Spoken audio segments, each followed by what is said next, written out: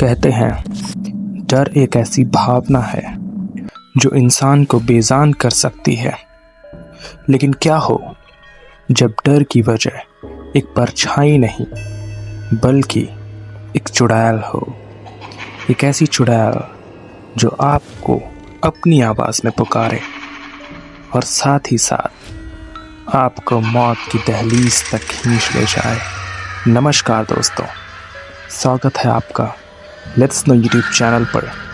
चलिए जानते हैं आज एक ऐसे रहस्यमय गांव के बारे में जहां दिन ढलते ही सिर्फ एक ही वर्ड सुनाई पड़ता था, नाले बा। यह कहानी है 1990 के दशक की, जब कर्नाटक के एक छोटे से गांव मलेश्वरम में एक अजीब और डरावनी घटना ने लोगों की रूहें कँपा दी।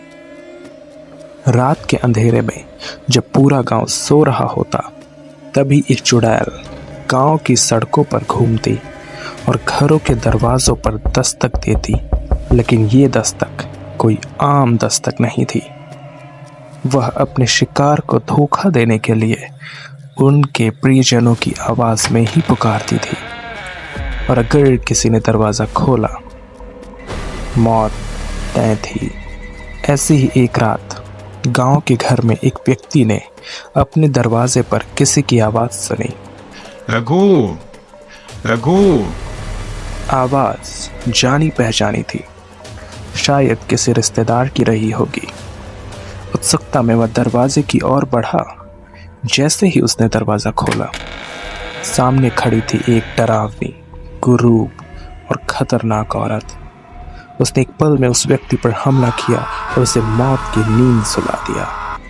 फिर दूसरी एक रात एक महिला ने अपने दरवाजे पर अपने ही पति की आवाज़ सुनी, चंदा, अयो चंदा।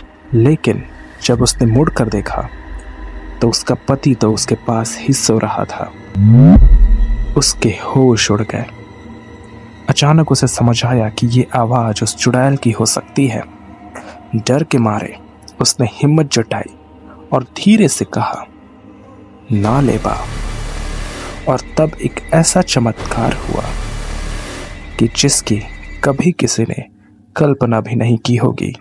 चुड़ैल ने दरवाजे पर दस्तक देना बंद कर दिया और वह चली गई। इस घटना के बाद नालेबा का जादुई वाक्य पूरे गांव में फैल गया।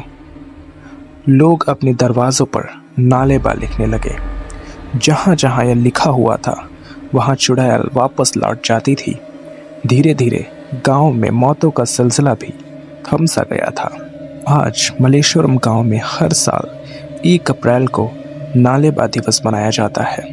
इस घटना ने यह सिखाया कि समझदारी से काम लेने से बड़ी मुश्किलों का भी हल निकाला जा सकता है।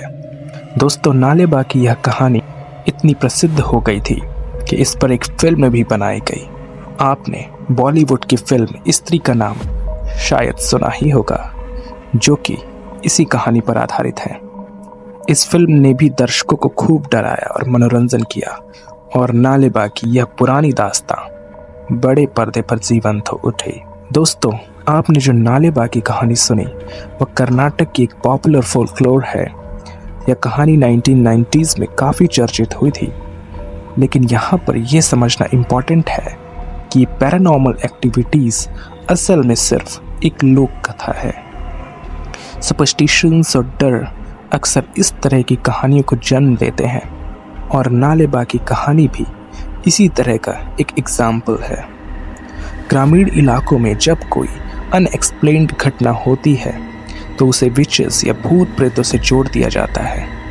लेकिन अगर हम साइंटिफिक पर्सपेक्टिव से देखें तो इन कहानियों का कोई रियल आधार नहीं है, या इन्हें हम कभी भी एक्सप्लेन नहीं कर सकते।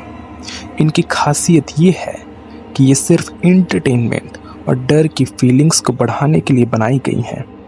इसलिए ये पुरानी कहानियाँ आज भी हमारे कल्चर का हिस्सा हैं।